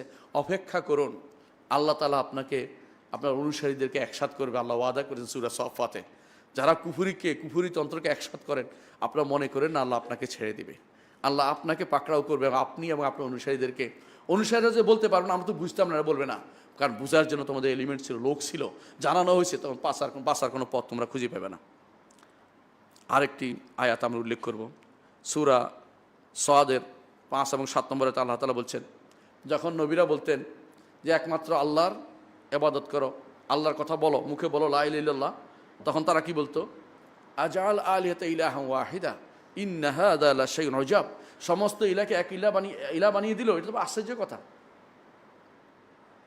ওয়ান্তালাকাল মালাউ মিনহুম, তাদের নেতারা তখন চলতে লাগলো, আনিমশু চলো তো, ওয়াসবিরু আলা আলিহাতিকুম, নিজেদের ইলাকে ধরে রাখো। এখন যত ইলাহ চলতেছে এগুলি ধরে রাখতে তারা বলে, এখনও বলে যে তোমাদের নীতির উপর প্রতিষ্ঠা, কোন নীতি? কুফুরি নীতির উপর প্রতিষ্ঠা থাকতেছে। আল্লাহ তাআলা বলছেন ইন্না হাযা লা শাইউন উরাদ, কাফেরা তখন যেভাবে বলে, তখন সে বলতো কি, রসুলের যোগ্য সেটা বলতো, এটা তো বিশেষ উদ্দেশ্যমূলক কোনো কিছু করতেছে, উদ্দেশ্যমূলক তারা কিছু করতেছে, অর্থাৎ তাদেরকে ভিন্ন ভিন্ন নাম দিবে, কেউ ওহাবি বানাবে, কেউ ওইটা বানাবে, উদ্দেশ্যমূলক আমাদের আকীদা নষ্ট করে দিচ্ছে, ওদের আকীদা যেটা এটা সুন্নিয়ত নষ্ট করে দিচ্ছে। কেউ বলবে মা সামি'না বিল হাযা ফিল মিল্লাতিল আখিরা ইন হাযা ইল্লা ইখতিলাক, আমরা তো আগে শুনি নাই, আমরা তো এত বছর ধরে আমাদের মাজারগুলি প্রতিষ্ঠিত আছে, আমরা তো এই বিষয়টা শুনি নাই, ইন হাযা ইল্লা ইখতিলাক, এগুলো তো শুধুমাত্র এটা বানাই বলতেছে, এটা বলতেছেন সূরা সাদের 5 থেকে 7 নম্বর আয়াত। রাসূলুল্লাহ সাল্লাল্লাহু আলাইহি ওয়াসাল্লাম গ্রহণ করার বিষয়টি এত গুরুত্বপূর্ণ যে তিনি একটা উদাহরণ দিয়েছেন, উদাহরণটা আমি উল্লেখ করব, যে আপনি লা ইলাহা ইল্লাল্লাহকে গ্রহণ করে নিতে হবে। রাসূলুল্লাহ সাল্লাল্লাহু আলাইহি ওয়াসাল্লাম বলেছেন, আবু মুসা আশআরীর জন্য বর্ণিত হাদিস, তিনি বলেছেন আল্লাহ আমাকে যে হেদায়েত দিয়ে পাঠিয়েছেন, এই হেদায়েতে তিনি উদাহরণ দিচ্ছে, হেদায়েত এবং ইলম, সেটা হচ্ছে আকাশ থেকে যখন পানি বর্ষিত হয়, আকাশ থেকে কেন বলছেন? কারণ হেদায়েত উপর থেকে আসে, এই জন্য। আকাশ থেকে যে পানি আসে, সেই পানি কিছু জমিনে পড়ে, যে জমিন পানি ধারণ করে আবার ফসলও হয়, যেমন কি দোআঁশ মাটিতে হয় এটা। আবার কিছু জমিনে পড়ে পানি ধারণ করে কিন্তু যথাযথ ফসল উৎপাদন করতে পারে না, কিছু জমি এরকম আছে। আর কিছু জমিন আছে পানিও ধারণ করে না, ফসলও হয় না, যেমন আপনারা জানেন কোনো জমিতে কিছুই হয় না। তো মানুষ, আল্লাহ রাসূলুল্লাহ সাল্লাল্লাহু আলাইহি ওয়াসাল্লাম উদাহরণ দিচ্ছেন যে যারা আল্লাহ তাআলা আমাকে যে হেদায়েত ইলম দিয়ে পাঠিয়েছেন, কিছু মানুষ আছে সেটাকে কি করতে পারে, আলহামদুলিল্লাহ গ্রহণ করে নিয়েছে, এরা মাথা তুলে তাকিয়েছে এবং ঈমান এনেছে, হেদায়েতের পথে মানুষকে আহ্বান করেছে, এটা হচ্ছে 1 নম্বর, এটা ভালো ঈমানদার মুত্তাকি ব্যক্তিরা। দ্বিতীয় গোষ্ঠী হচ্ছে হেদায়েতটা গ্রহণ করে নিয়েছে কিন্তু বুঝে নাই কি করছে, তারাও মুক্তি পাবে। 3 নম্বর, ভালো বুঝে নাই কিন্তু কোন চলতেছে, নিজে অন্তত হেদায়েত ধারণ করছে, দাওয়াত দেয় নাই, দাওয়াতের কাজ করে নাই।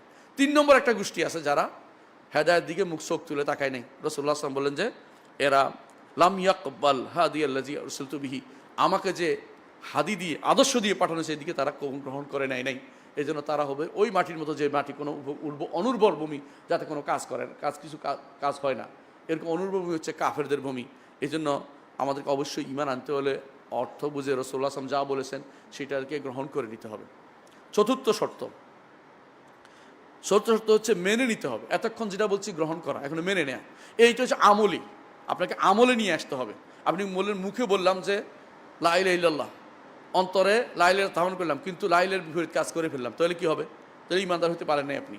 এই জন্য আপনাকে এটাকে সম্পূর্ণরূপে মেনে নিতে হবে, নিজেকে আত্মসমর্পণ করে নিতে হবে, আর কোরআন এবং সুন্নাহর যে নির্দেশনাগুলি প্রতিপালন করতে হবে, এটাই প্রমাণ, এর বিরুদ্ধে চলতে পারবেন না।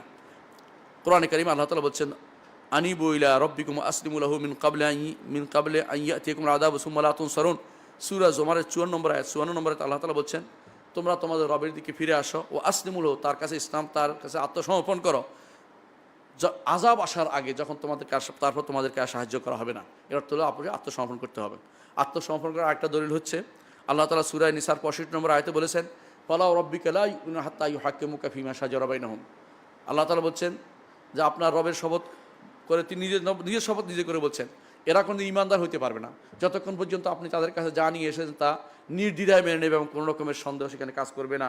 অর্থাৎ তারা মেনে নিয়ে সেটা আমলে নিবে, কার্যকর করবে, তারা শুধুমাত্র ইমানদার হবে, নইলে ইমানদার হইতে পারবে না। যারা আল্লাহ শরীয়তকে পরিবর্তন করে দেয়, আল্লাহ শরীয়তকে অন্য কিছু দিয়ে পরিবর্তন করে দেয় আমলে জিন্দিগিতে, তারা এর বিপরীত কাজ করেছে, এটা আমাদেরকে অবশ্যই মানতে হবে। কোরআনে কারিমে আল্লাহ তাআলা অন্যত্র বলেছেন, ওমান ইউসলিম ওয়াজহাহু ইলাল্লাহ ওয়া মুহসিনুন, যে ব্যক্তি নিজের চেহারাকে আল্লাহর জন্য আত্মসমর্পণ করেছে, তারপর সে এহসানের সাথে কাজগুলি আদায় করেছে, আল্লাহ তাআলা তার জন্য বলছেন ফাকাদ ইসতামসাকা বিল উরওয়াতিল উসকা, সেই শক্ত রশি ধারণ করেছে। সূরা লোকমানের 22 নম্বর আয়াতে বলেছেন। আল্লাহ রাসূল সাল্লাল্লাহু আলাইহি ওয়াসাল্লাম বলেছেন যে সেই ব্যক্তি ইমানদার হইতে পারে ততক্ষণ পর্যন্ত আমি জানিয়ে তারা তার অনুসরণ পরিপূর্ণভাবে না করবে, ততক্ষণ প্রকৃতি ইমানদার হইতে পারবে না। এই সমস্ত দলিল আমাদেরকে এটা বলে যে অবশ্যই আমরা কালিমাতু লা ইলাহা ইল্লাল্লাহর অর্থ বুঝলাম যেমন, অন্তরে ধারণ করলাম যেমন, মুখে বললাম, সাথে সাথে কর্মকাণ্ড সেটা প্রতিপালন করতে হবে, এর বিপরীতটা করা যাবে না। পঞ্চম যে শর্ত তা হচ্ছে, আমি আর 2টি শর্ত বলবো। পঞ্চম শর্ত হচ্ছে যে সত্য হতে হবে, আপনার কথার মধ্যে আপনার সত্যবাদী হতে হবে। মিথ্যা কথা বললে আপনি কি ইমানদার হইতে পারবেন না। মিথ্যা কথা কারা বলতো? মুনাফিকরা বলতো। মুনাফিকরা এসে কি বলতো? ইযা জাআকাল মুনাফিকুনা ক্বালু নাশহাদু ইন্নাকা লারাসূলুল্লাহ, আমরা সাক্ষ্য দিচ্ছি যে আপনি আল্লাহর রাসূল। আল্লাহু ইয়াশহাদু ইন্নাল মুনাফিকিনা লাকাযিবুন, আল্লাহ বলছে এরা মিথ্যাবাদী, কারণ আসলে অন্তর থেকে সত্যতা সহকারে সাক্ষ্যটা দিচ্ছে না। এজন্য লা ইলাহা ইল্লাল্লাহ সত্যতা সহকারে বলতে হবে। আল্লাহ তাআলা কোরআনে কারীম বলেছেন, আহাসিবান নাসা ইউতরাকু আন ইয়াকুলু আমান্না ওয়া হুম লা ইফতারুন, তারা কি মনে করেছে যে তারা ঈমান আনছে বললেই তাদেরকে ছেড়ে দেওয়া হবে, তাদেরকে পরীক্ষা করা হবে না? আল্লাহ তাআলা বলছেন ওয়ালাকাদ ফাতান্না আল্লাযীনা মিন ক্বাবলিহিম ফালা ইয়ালামুনা সাদাকু ওয়া লা ইয়ালামুল কাযিবিন, আগে যারা এসেছে তাদেরকে আমি পরীক্ষা করেছি, পরীক্ষা করে দেখেছি কারা সত্য কারা মিথ্যা, ঈমানের দাবিতে কারা সত্য। ঈমানের দাবিতে সত্য প্রমাণিত কিভাবে হবে? সুযোগ বুঝে রং পরিবর্তন করলে ঈমানের দাবিতে সত্যবাদী হবে না। ঈমানের দাবিতে সত্যবাদী হবে কোথাও কোনোদিন লা ইলাহা ইল্লাল্লাহর বিপরীত কাজ করব না, এটা প্রমাণিত হতে হবে আপনাকে। আরেকটি আয়াত আল্লাহ তাআলা বলছেন যে মুনাফিকরা বলে আমান্না বিল্লাহি ওয়া বিল ইয়াউমিল আখির ওয়া মা হুম মুমিনিন, তারা বলে আমরা আল্লাহর উপর ঈমান আনছি এবং আখিরাতের উপর ঈমান আনছি। আল্লাহ বলছে এরা ঈমানদার নয়। কেন ঈমানদার নয়? ইউখাদিউন আল্লাহ, এরা আল্লাহকে ধোঁকা দিতে চায়। আল্লাহকে যারা ধোঁকা দিতে চায় তারা ঈমানদার নয়। আল্লাহ তারা ঈমানদার নয়, কারণ তারা মিথ্যা বলে, এরা সত্যবাদী নয়, ঈমানের দাবি তারা সত্য নয়। আল্লাহ তাআলা কোরআনে কারীম হাদিসে রাসূলুল্লাহ সাল্লাল্লাহু আলাইহি ওয়াসাল্লাম বলেছেন, মান শাহিদা আল্লা ইলাহা ইল্লাল্লাহ, যে ব্যক্তি সাক্ষ্য দিবে লা ইলাহা ইল্লাল্লাহ সাদিকাম মিন কলবিহি, অর্থাৎ সাদিকান সত্যবাদী হবে, যার সাক্ষ্যতে কি সে সত্যবাদী, সাদিকাম বিহা দাখালাল জান্নাহ, জান্নাতে প্রবেশ করবে। ইমাম আহমদ হাদিসটি বর্ণনা করেছেন। অন্য হাদিসে রাসূলুল্লাহ সাল্লাল্লাহু আলাইহি ওয়াসাল্লাম বলেছেন, মা মিন আহাদিন ইয়াশহাদু আল্লা ইলাহা ইল্লাল্লাহ, যে কেউ সাক্ষ্য দিবে লা ইলাহা ইল্লাল্লাহ ওয়া আন্না মুহাম্মাদার রাসূলুল্লাহ, মুহাম্মদ আল্লাহর রাসূল, সাদিকাম মিন কলবিহি, অন্তরে সত্যতা সহকারে, ইল্লা হারামাহুল্লাহু আলান নার, আল্লাহ তাআলা জাহান্নামের উপর তাকে হারাম করে দিবেন। সেটাও প্রমাণ করে যে সিদক শব্দ সরাসরি আসছে হাদিসে, যে আপনাকে লা ইলাহা ইল্লাল্লাহ সত্যবাদীর সাথে সত্যতার সাথে বলতে হবে। ষষ্ঠ নম্বর যেটা, সেটা হচ্ছে ইখলাস থাকতে হবে। আপনাকে এই লা ইলাহা ইল্লাল্লাহ কালেমার প্রতি ইখলাস থাকতে হবে, অর্থাৎ সেখানে শিরক থাকতে পারবে না। আপনি শিরক লা ইলাহা ইল্লাল্লাহ বলবেন, আবার মন্দিরে গিয়েও পূজা দিবেন, সেখানে গিয়েও মন্ত্র পাঠ করবেন, চলবে না। আপনাকে অবশ্যই সত্যবাদীর সাথে আপনি যেটা করবেন সত্য অন্তর ইখলাস সহকারে সেটা বলতে হবে। আপনি ইখলাস বিরোধী কোনো কাজ করতে পারবেন না। ইখলাসের সাথে গেলেও সেখানে এটাও আপনার শিরক, অর্থাৎ আপনি ইখলাস মন ভালো নিয়ত ভালো আপনার, তাও আপনার শিরক এটা, কারণ ওখানে যাওয়ার পর অনুমতি আপনার নাই। সেখানে গেলেই আল্লাহর গজবের ভিতরে আপনি পড়বেন, কারণ কুফুরির জায়গা। যে কোনো জায়গাতে ইখলাসের সাথে আপনাকে লা ইলাহা ইল্লাল্লাহ বলতে হবে, অন্তর ইখলাস সহকারে বলতে হবে। ইখলাসের ব্যাপারে আল্লাহ তাআলা কোরআনে কারীমে সূরা জুমারের 3 নম্বর আয়াতে বলেন, আলা লিল্লাহি দ্বীনুল খালিস, জেনে রাখো আল্লাহর জন্যই দ্বীনে খালেস দ্বীন একমাত্র কাজ আল্লাহর জন্য করতে হবে। আরও বলেছেন আল্লাহ তাআলা সূরা জুমার 14 নম্বর আয়াতে, কুলিল্লাহ আ'বুদু মুখলিসান লাহু দীনি, একমাত্র আল্লাহরই আমি ইবাদত করি, তার জন্য দ্বীনকে খালেস করে। অনুরূপভাবে আল্লাহ তাআলা বলছেন, ওমা উমিরু ইল্লা লিয়াবুদুল্লাহ মুখলিসিন লাহুদ্দীন, সূরা বাইয়িনার 5 নম্বর আয়াতে। অনুরূপভাবে রাসূলুল্লাহ সাল্লাল্লাহু আলাইহি ওয়াসাল্লাম বলেছেন, আসআদুন নাসি বিশাফাআতি ইয়াউমিল কিয়ামা মান ক্বালা লা ইলাহা ইল্লাল্লাহ খালিসাম মিন কলবি। ইমাম বুখারী হাদিসটি বর্ণনা করেছেন যে আমার সুপারিশ পেয়ে ধন্য হবে ওই ব্যক্তি, অন্তরে ইখলাস সহকারে যে ব্যক্তি বলবে লা ইলাহা ইল্লাল্লাহ তাহলে এখলাস লাগবেই, হাদিস দ্বারা প্রমাণিত। আমরা এতক্ষণ ধরে শর্তগুলি দিয়ে সবগুলি কোরআন হাদিস দিয়ে দিচ্ছি, যে কোরআন হাদিস শব্দগুলি এসেছে সরাসরি, সুতরাং এগুলিকে আমাদের বাস্তবায়ন, সূরা লা ইলাহা ইল্লাল্লাহর সাথে এগুলি বাস্তবায়ন করতে হবে। 5 নম্বর আরেকটি হাদিস আমরা এখানে উল্লেখ করবো, সেটা হচ্ছে রাসূলুল্লাহ সাল্লাল্লাহু আলাইহি ওয়াসাল্লাম বলেছেন, যে ব্যক্তি বলবে লা ইলাহা ইল্লাল্লাহ, যে ব্যক্তি বলবে একমাত্র আল্লাহকে সন্তুষ্ট করার জন্য বলেছে, দুনিয়ার কোনো উদ্দেশ্য নেই, অর্থাৎ ইখলাসের সাথে, সেই ব্যক্তি জান্নাতে প্রবেশ করে। বুখারী মুসলিম হাদিসটি এসেছে। সে ব্যক্তি আল্লাহ তাআলা তাকে জাহান্নাম থেকে মুক্ত করবেন। সর্বশেষ যে শর্তটি তা হচ্ছে মাহাব্বা। সর্বশেষ শর্ত হচ্ছে মাহাব্বা, অর্থাৎ আল্লাহকে ভালোবাসা, আল্লাহর এই কালেমাকে ভালোবাসা। সর্বশেষ এই শর্তটি হচ্ছে মাহাব্বা, অর্থাৎ এই কালেমাকে ভালোবাসা। এই কালেমার ভালোবাসা কীভাবে প্রমাণিত হবে? অর্থাৎ এই কালেমার ভালোবাসা প্রমাণিত হবে, আল্লাহ যেটা ভালোবাসেন সেটা ভালোবাসতে হবে, আল্লাহ যেটা অপছন্দ করে এটা অপছন্দ করতে হবে। এটা প্রমাণিত হবে যে কালেমাকে ভালোবাসছে। কারণ ভালোবাসার কাজই হচ্ছে যে যাকে ভালোবাসে তার কথা শুনে চলে, এর বিপরীতটাকে পরিত্যাগ করে চলে। সুতরাং এটাকে ভালোবাসতে হবে, প্রমাণ আল্লাহকে বেশি ভালোবাসতে হবে, কালেমাকে বেশি ভালোবাসতে হবে। এর প্রমাণ আমরা দেখতে পাই আল্লাহ তাআলা সূরা বাকারা 165 নম্বর আয়াতে বলেছেন, ওমিনান নাসি মান ইয়াত্তাখিযু মিন দুনিল্লাহি আনদাদান ইউহিব্বুনাহুম কাহুব্বিল্লাহ। মানুষের মাঝে কিছু মানুষ আছে যারা কিছু শরিক যারা করে, তারা কি করে? শরিকদেরকে আল্লাহর মতো ভালোবাসে। ওয়াল্লাযীনা আমানু আশাদ্দু হুব্বাল লিল্লাহ, যারা ঈমান এনেছে তারা আল্লাহকে বেশি ভালোবাসে। আল্লাহকে বেশি ভালোবাসতে হবে, ভালোবাসার ক্ষেত্রে কারোকে শরিক করা যাবে না। অনুরূপভাবে সূরা মায়েদার 54 নম্বর আয়াতে আল্লাহ তাআলা বলছেন যে তোমরা যদি কোনো দিন থেকে মুখ ফিরিয়ে নাও, আল্লাহ তাআলা এমন একটি গোষ্ঠীকে আনবেন যারা দ্বীনের পথে থাকবে এবং দ্বীন ইউহিব্বুহুম, তারা আল্লাহকে ভালোবাসবে, আল্লাহ তাদেরকে ভালোবাসবেন। এই জন্য আল্লাহকে ভালোবাসার বিপরীত হলেও আল্লাহর দিন থেকে দূরে সরে যাওয়া। এই জন্য লা ইলাহা ইল্লাল্লাহ কালেমাকে ভালোবাসতে হবে। এর প্রমাণ আরেকটি হাদিসে আছে, রাসূলুল্লাহ সাল্লাল্লাহু আলাইহি ওয়াসাল্লাম বলেছেন, আওসাকু আল ঈমান আল হুব্বু ফিল্লাহ ওয়াল বুগদু ফিল্লাহ। ঈমানের সর্বোচ্চ রশ্মি হচ্ছে আল্লাহর জন্য ভালোবাসা, আল্লাহর জন্য ঘৃণা করা। এবং রাসূলুল্লাহ সাল্লাল্লাহু আলাইহি ওয়াসাল্লাম বলছেন, 3টি জিনিস কারোর মধ্যে পাওয়া গেলে সেই ব্যক্তি ঈমানের স্বাদ পেয়েছে। এর মধ্যে একটা হচ্ছে আল্লাহ এবং তার রাসূল তার কাছে বেশি প্রিয় হবে, সমস্ত কিছুর চেয়ে আল্লাহ তার কাছে বেশি প্রিয় হবে। এবং কোনো মানুষকে ভালোবাসবে একমাত্র আল্লাহর জন্য ভালোবাসবে, এবং সে কুফুরের দিকে ফিরে যাওয়াকে, আগুনে নিক্ষিপ্ত হওয়ার মতো সে ভয় করবে।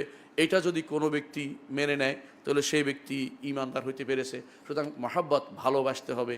এই ভালোবাসার এই সপ্তম ইয়াটি আমি বর্ণনা করলাম, সপ্তম যে শর্ত, এটা হচ্ছে লা ইলাহা ইল্লাল্লাহ সপ্তম শর্ত। এরপরে আরও অন্যান্য শর্ত অনেকে উল্লেখ করছেন, কিন্তু মৌলিকভাবে এই 7টি শর্তই আমাদের যথেষ্ট। 7টি শর্ত মুখস্থ রাখতে হবে, জানতে হবে, ফ্যামিলিকে, পরিবারকে বোঝাতে হবে, সন্তানকে বোঝাতে হবে। এইগুলো যদি আপনি বুঝান, আপনার সন্তান, পরিবার, সমাজ, আপনার রাষ্ট্রের মধ্যে শিরকের আজ যেভাবে শিরক যেভাবে দানা বেঁধে উঠেছে, যেভাবে ছড়াছড়ি হচ্ছে, এর থেকে ইনশাআল্লাহ আমরা মুক্তি পেতে পারবো। আকুলু কাউলি হাযা ওয়াস্তাগফিরুল্লাহ লি ওয়া লাকুম ওয়া লিসাইরিল মুসলিমিন ফাস্তাগফিরু ইন্নাহু হুয়াল গাফুরুর রাহিম।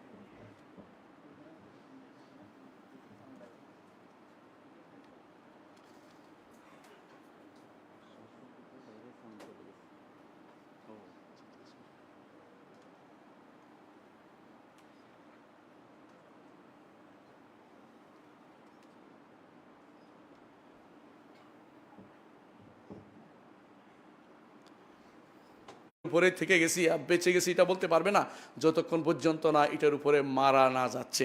এই জন্য আল্লাহ তাআলা কোরআনে কারীম বলেছেন, ইন্নাল্লাযীনা ক্বালু রাব্বুনাল্লাহু সুম্মা ইসতাকামু তাতানাজ্জালু আলাইহিমুল মালায়েকাতু আল্লা তাখাফু ওয়া লা তাহজানু ওয়া আবশিরু বিল পাবেন। কারণ আল্লাহ তাআলা এটাকে এটাকে বাড়িয়ে তোলেন, ফাঁপিয়ে তোলেন, বিশাল করে তোলেন। সেজন্য একটাই শর্ত, ঈমান নিয়ে কবরে যেতে হবে। আর আল্লাহর জন্য কাজগুলি আমরা করে যাই।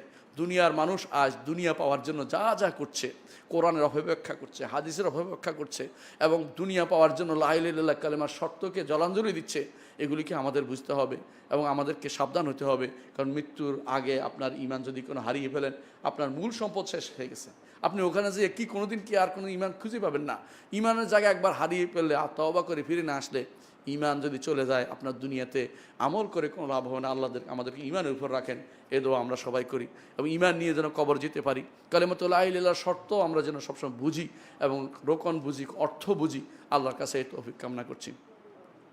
আলা ওয়া সাল্লু আলা সাইয়্যিদিল বাশারিয়া মুহাম্মাদিন আবদুল্লাহ কামা আমারা আল্লাহু আযজা ওয়া জাল্লা ফি কিতাবিহি ওয়া তান্না বি মালাইকাতিল মুসাব্বিহাতিল কুদসি ওয়া তাল্লাসা বিকুম আইয়ুহাল মুমিনুন ফাকালা তাআলা মুখবিরান ওয়া আমিরা ইন্নাল্লাহা ওয়া মালাইকাতাহু ইউসাল্লুনা আলান নবী।